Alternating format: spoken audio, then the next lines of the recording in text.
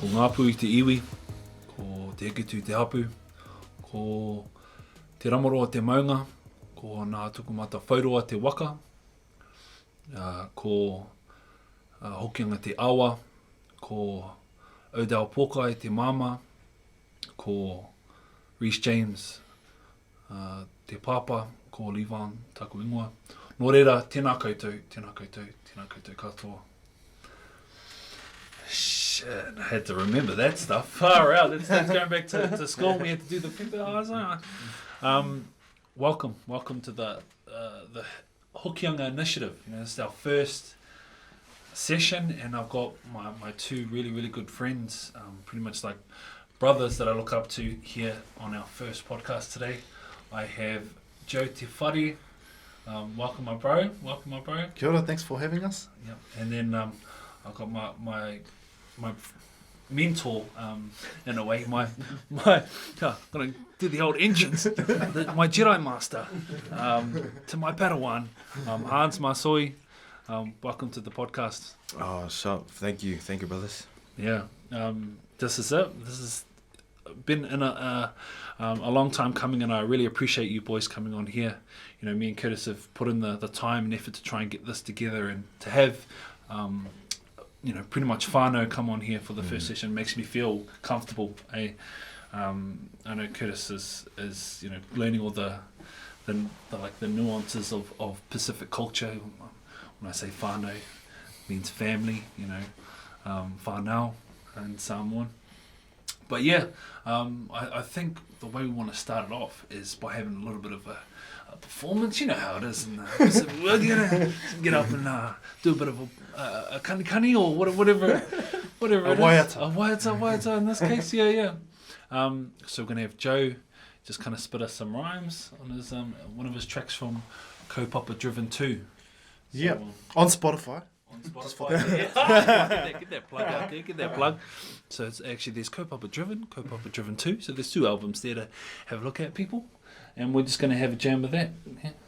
We've got a whole lot of people in the background doing our producing. We've got like a whole producing team of I think stacked, it's like, mate. It's like 200 staff just in the background.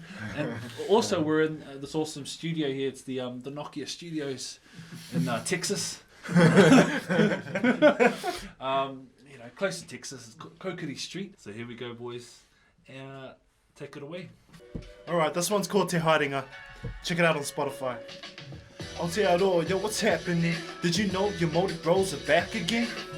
Oh yeah, right here is the living proof. We're back in the booth for Kaupapa Driven 2. Yo, what's happening? Did you know your motive bros are back again? All you gotta do is follow suits. This is KD2. We got that Modi boy flair with that domino effect. Up here on the nuts, both hands on deck. All around the motu, they know who we are. With a rap to cut it in, bringing you the bars. When we in town, we have to do the rounds. How do you do the auntie and uncle in the crowd? We grateful. We brought up in the old ways. Nanny used to give me a slap if I don't say grace. Oh yeah, we come a long way. Plan to be the best, don't take it the wrong way. Cheeky to each other, then we call it touche. Name another rap duo, Kung Fu and Judo. Full effect, energy of MJ. Started from the bottom, now we here on stage. E-Cal said Rome wasn't built in a day. Kaupapa Driven 2, construction underway. Let's go. Aotearoa, yo, what's happening? Did you know your motive bros are back again? Oh yeah, right here's the living proof. We're back in the booth for Kaupapa Driven 2. Yo, what's happening? Did you know your motive bros are back again?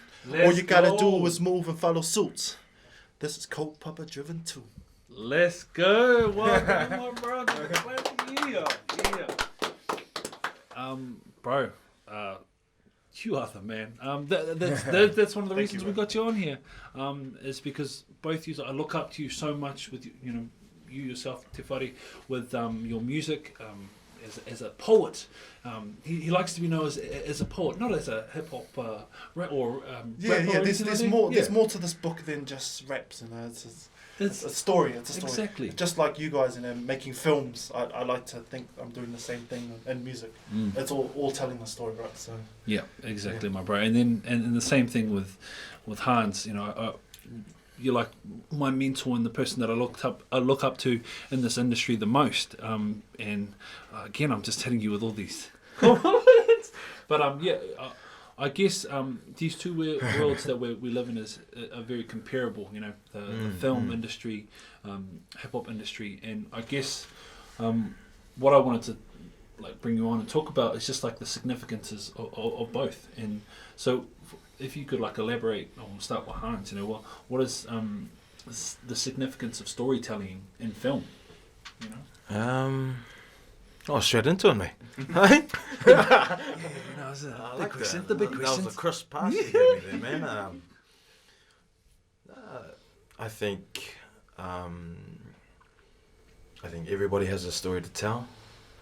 And that's Samoan and Pacific people. Everybody. I haven't really met anyone who doesn't have who isn't really. Everybody tells stories, even kids. Everybody, and so I think it's just part of who we are. And film, and TV, and all of that. That's just, I guess, my medium, that I've chosen. Our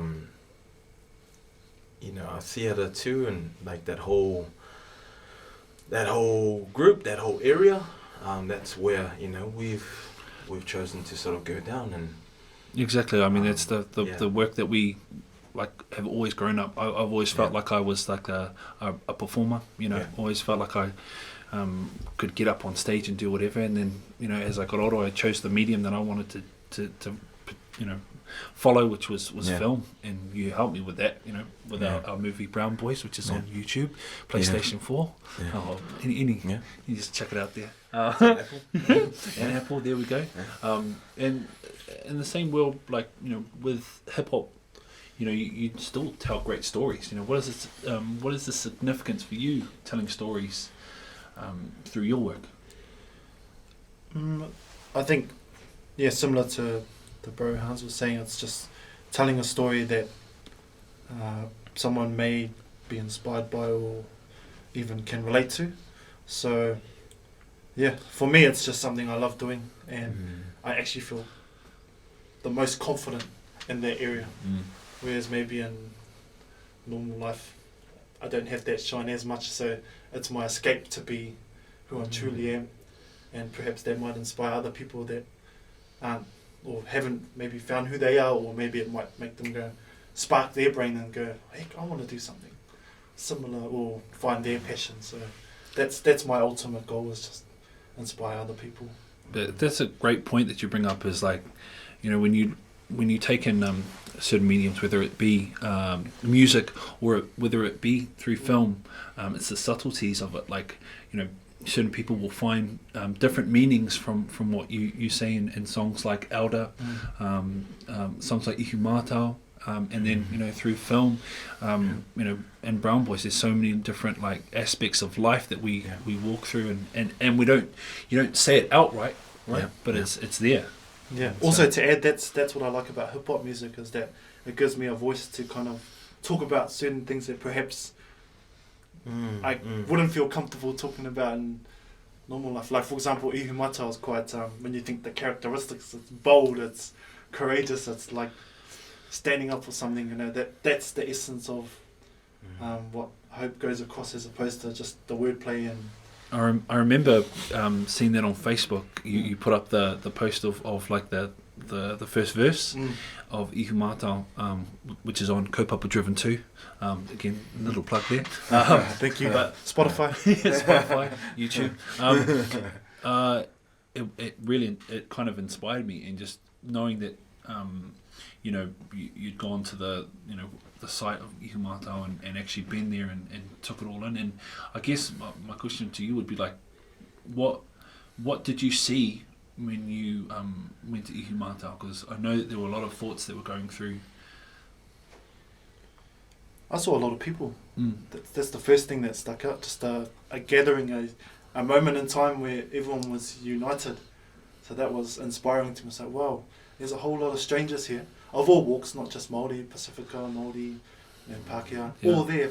I know there was Muslim uniting. people there too. Exactly. You know, it was amazing. And that's what inspired me. Like, there's a moment in my music where I can say I was part of something that was like unifying. Like everyone was a part of it, and that's what inspired me to write my verse. It was that kind of fight. You know? I'm a part of something bigger than. But as well, like for me, it felt like you were like you were telling us what you saw, you know. Like through, exactly. We were like seeing what was actually happening at Ikumatao through your eyes, right? And just was through your words, but I could see it, right?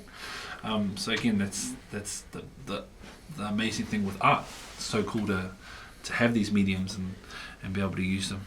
But you know, with yourself, Hans, you know, we've talked today about some of the big things that have happened and that inspire you as an artist. We were talking a little bit about dawn raids. Talked about you know some of the stuff that happened back in SAR. You know, can you like talk about your experiences? You know, what inspires you to make film? You know, what kind of drives you to make Pacific or you know stories about Samoans to put out there to the world, right? What inspires me, like, if I go back to basics, if I keep it basic, you know, it's just about, you know, who I am, like, the things that I value the most, you know, it's God, family, and who I am, Samoan in Aotearoa, you know, Samoan New Zealander, and, you know, I'm very proud of all these things. And so, in my art, you know, in the craft, those are the things that I'm going to cover. You know, family, you know, branches of family is brotherhood, you know, and,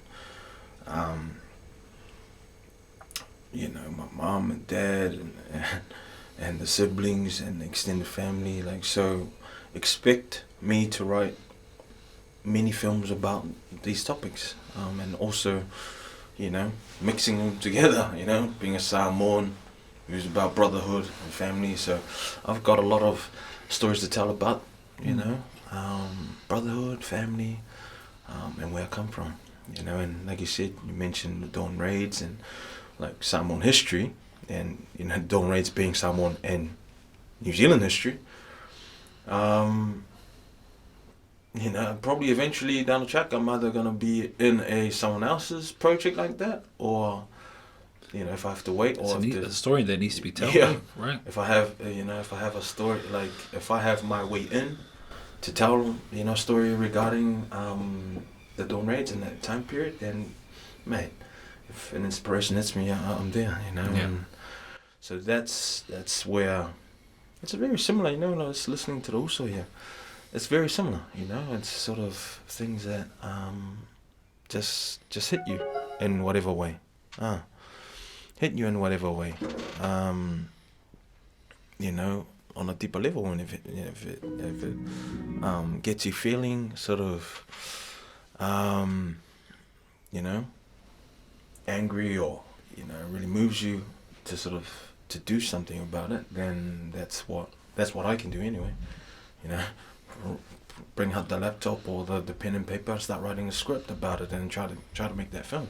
What's great about you know, a lot of your work that you have done is that even through your acting and the stuff that we've done together, we're always kind of seeking truth. And I think that goes a long way with art, is that you're trying to find the truth in what you're saying, whether it be through music or through film. I guess my next like point would be, you know, through the artistry mediums that we use, what do you feel are the challenges that come up? You know, what do you feel really challenge you as an artist? That, you know, what were the challenges for yourself, Te Whare, when you were making, you know, when you were first starting out with your music? Yeah, I think the first one, which I think goes without saying for any artist, is to be heard or to be seen, which is the first one. So yeah, I just did the best I can on my craft, improving, There was a point when I first started making music where I used to think, damn, I'm the man. And then 10 years later, go back and listen to it, I'm like, cringe, right? I'm like, what the heck was going through my brain? I was definitely drinking a lot of Cody's, smoking a lot of kakariki. I think so. But that's part of a journey. You ask any artist, I'm pretty sure, especially if they've been in the game as long as most artists, there was a point where they'll be like, man, I don't know what I was going through or who I was then. But it's kind of necessary for growth, and then you can reflect back on it. I used to be ashamed of it, but now I look at it as like, oh, had I not done that, I wouldn't be where I am now. So I'd like to share that to other artists who might get to that part of their journey and go, oh, shame, or, this sounds cucks, It's a part of growing up, right? It's growth, right? Life. Yeah, man. That's the biggest challenge is getting heard, and I'm pretty grateful that I've been heard. I've had a lot of opportunities where I've been on Māori TV, and so I'm just super grateful of the audiences I have reached, and so the next challenge to that is actually continuing to find the time to keep being creative. That's what I find now in my 30s. It's like, so I've got to balance it with having a partner and my family. I've got to balance the time I put towards my art, and I wish it could be like 80-20.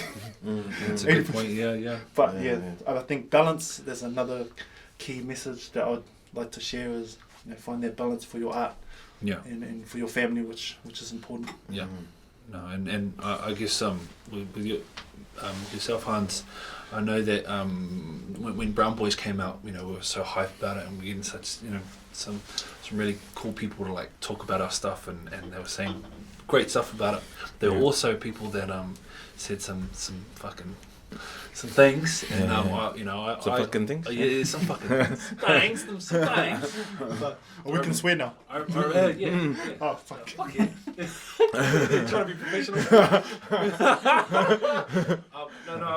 I guess I remember going through that period, and I was so high, I was ready to fight whoever reviewed our thing and said it, Brown Boys, and said it was bad. I was I'd always bring up like, here's motherfucker, and then but you were so calm about it, and how do you deal with criticism and, It's just checking in with myself, and being honest.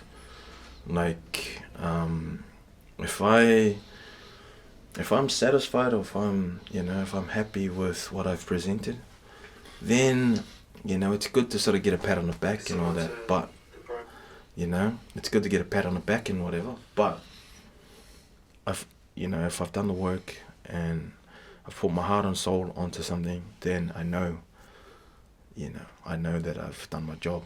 I've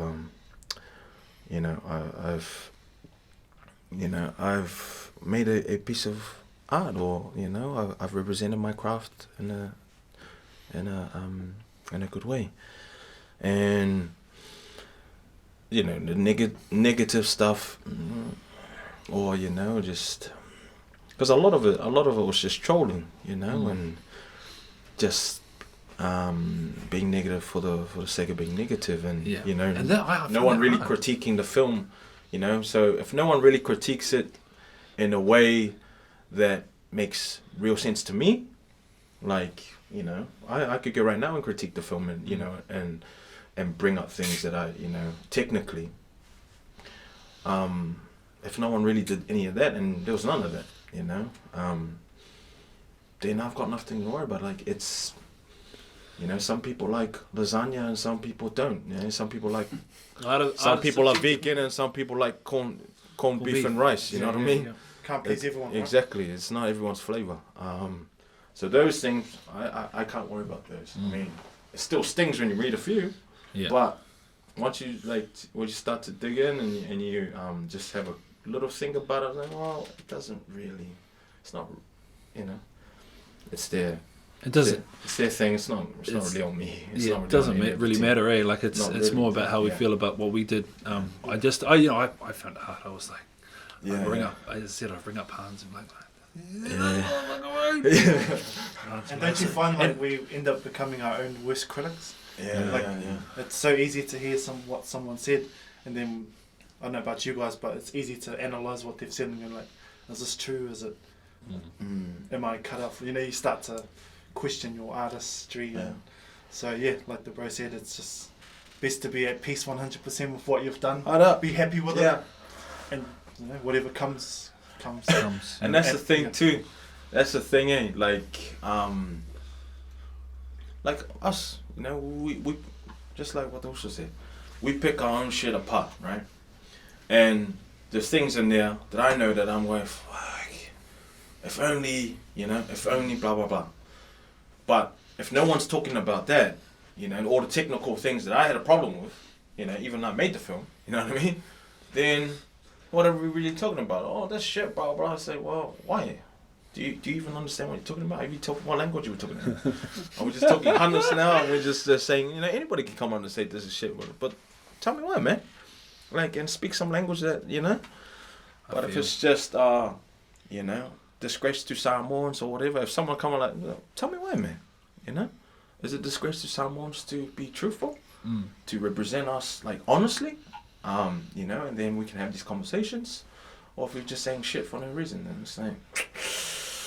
And I'm like, and that goes God back bless to you. now I was saying earlier about having courage, right? Like I think we're the most courageous people. Like you guys running podcasts, you know, the bro doing films, me doing hip hop music. I think it takes a lot of courage to do that because, once you put something out there, you get people that like it. You're right for that don't like it, and then Right for the picking. So you kind of have to have thick skin. Thick skin. You've got to be able to take everything. I'm still learning that, man. I've got. It's thicker, but it's thicker skin, but it's still not there yet. You got to hit the bag a little bit more. No, I totally agree with both those, man.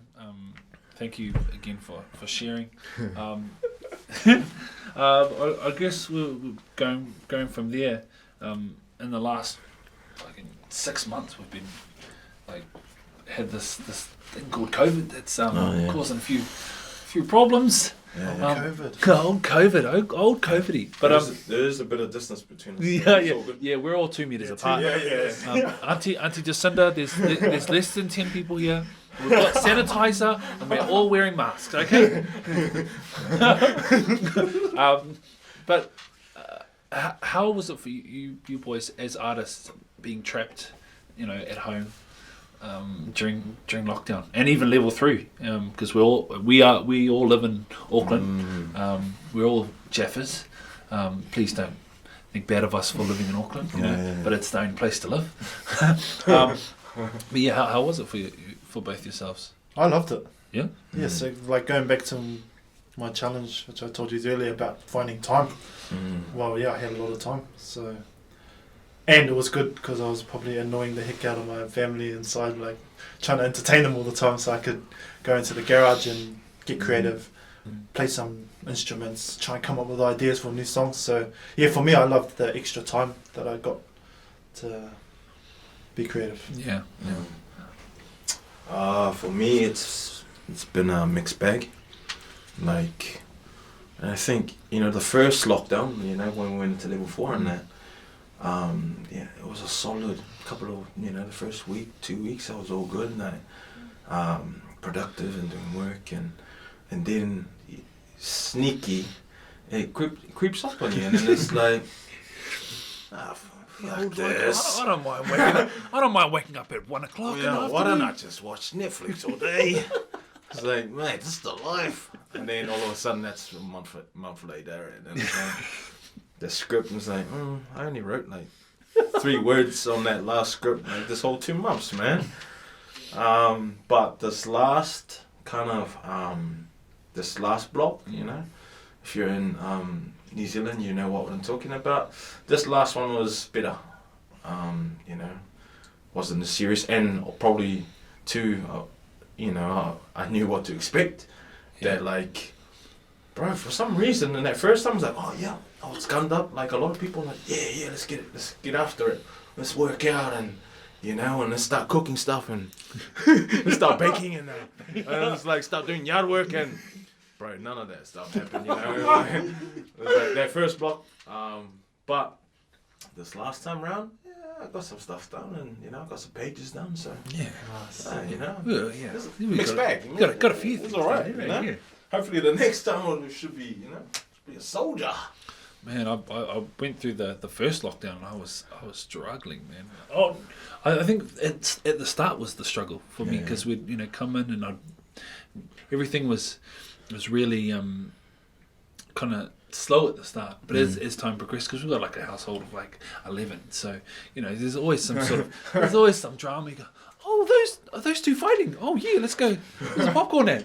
There's always some sort of argument. Kept things interesting. Yeah, it kept it exciting. The last one, I think having a group that I'm a part of, which is Film Scratch, just checking out there, going to be the next thing. Just being a part of that and creating and being thankful too. One of the big things I've taken away from the whole COVID is just being thankful for things. Thankful for my wife and thankful for my partners. Did you learn how to bake? Wait, hold on. I just said thank you, my wife, and then thank you to my partners. I just have a wife. Yeah. You can edit this. And now I'm divorced. When's this episode coming up? You might have to live here. It was this whole year. It's been like a world war, like a dream, one of those disaster movies, 2012, or like the movie itself. It's been a crazy time. So boys, from here, like what are we working on at the moment that is kind of like upcoming projects for yourselves? It can be anything. I know that Joe, you've been working with youth out of Rewa, working with doing a basketball group there, and I know Hans, as said, running Film Scratch and writing some new scripts that are coming out. So kind of just share with us a little bit of what's happening.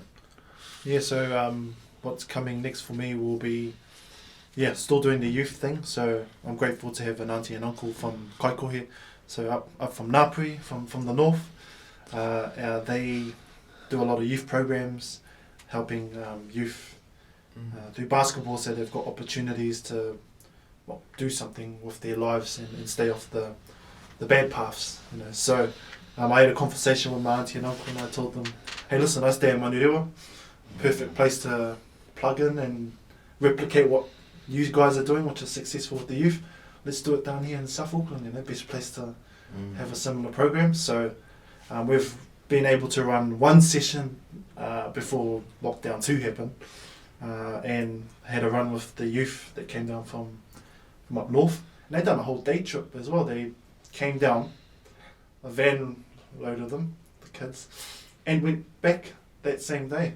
Oh wow. So like for me, I was just blown away, like, wow, that's like dedication and effort that my auntie and uncle came down and went back up. That just shows me what they're like as people. I was like, wow, that's amazing. So and you wanted to you were inspired by that. Yeah, I'm inspired by them. Like that's cool. To put on another hat and then serve my community through basketball, which I love basketball, and I know you do too. And probably the bro does as well.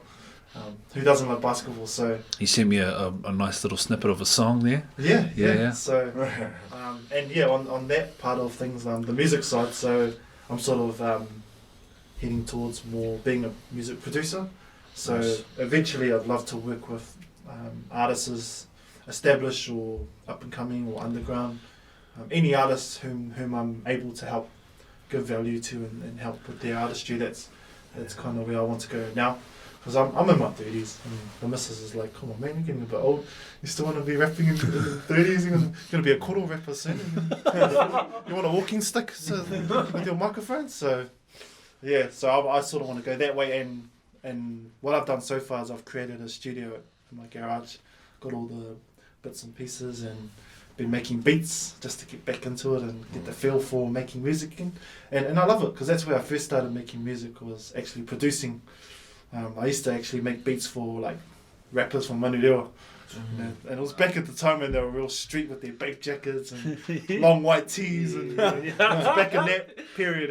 And I thought I was so cool pushing play, like, go bro, do your rap, bro. I thought I was the man. These dudes were just swaying like, man, you read what 2-6. And I thought I was the man, like, because I was pushing record and capturing that moment for them. And even a few dudes from like Otara, around like the Killer Bees period. There's a couple other dudes I used to make beats for from Docena Place, and if they ever hear this, they can be like, oh yeah, I remember that. I used to make beats for these dudes that just rocked up to my house. And then most people were like, oh, who's these dudes? Oh, let's come make beats. I tell my mum, oh, let's come to make some songs. Okay. And they'll do their thing. So like, what I really loved about music is I gave artists a platform. Yeah. And it may not be like a grand stage or anything, but I gave them a platform to just do their rhymes and talk about where they're from. So a bit of a full circle for me. I'm going back to where I first started and producing, and perhaps might find the next Justin Bieber in New Zealand. Yeah, exactly. And with yourself, Hans, it's kind of collides with what you do. With Film Scratch, you've brought in like some of the crew from Brown Boys, that and just people that want to make really strong, content, for film, whether it be film or television, and that just want to find the truth in what they're saying and what they're creating.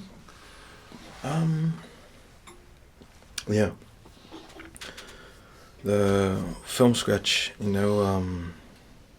that's just been like something for us to help each other out, and it's kind of like what the Husha said about giving back, and for me, I think many of my friends come from, because I come from an acting background, so a lot of my mates are actors and whatever. It's that bridge from actor to filmmaker or theatre directing and writing, and just the other side of the gig, Film Scratch is sort of to help bridge that gap and sort of make it less intimidating, and that we can all do it, like it's just a different branch of storytelling, you can use your craft as an actor to sort of come in and mix in as writer or director, or and as you've seen too, like the way we jam it at Film Scratch, everybody's having a go at everything.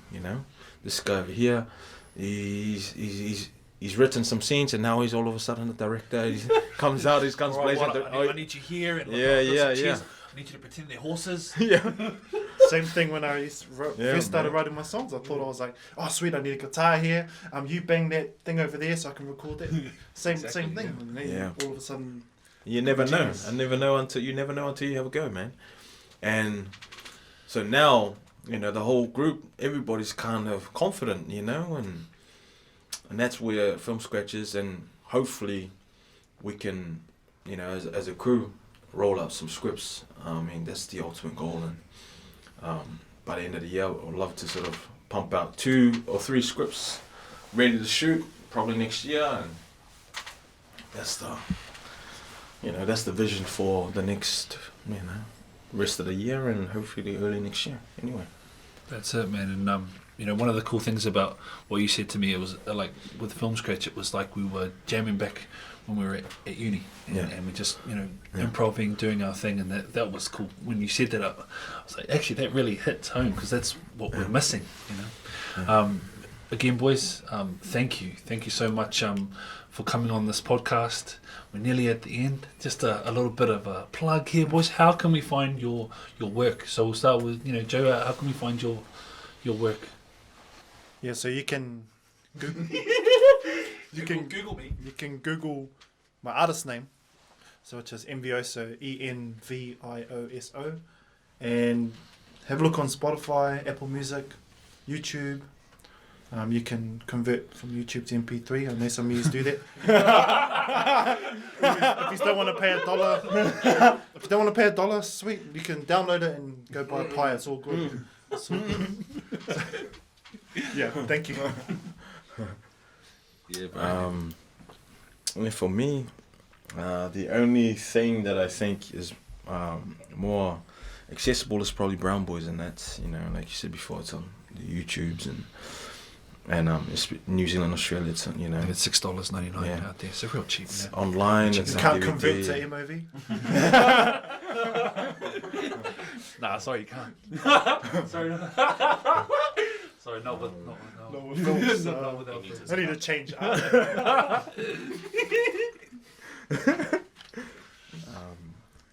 Yeah, I mean, you know, my earlier acting stuff, it's like on demand somewhere, but other than that, Yeah, it was a Super City. yeah, well, there's a few stuff. Yeah. but, There's some short films out there. And what you want to do is just type in Hans Masoe, Hans. maybe I should, you know, just jam some scenes on. Yeah, It's easy to actually chuck say. it on Google. I know he's got some. A lot of the stuff Find him on needs to IMDb. get on YouTube. Again, boys, thank you so much. We're going to end it there. Joe, if you could just finish us off with a little prayer, just to kind of finish us off with this session, the Hokianga initiative. Yeah, sweet.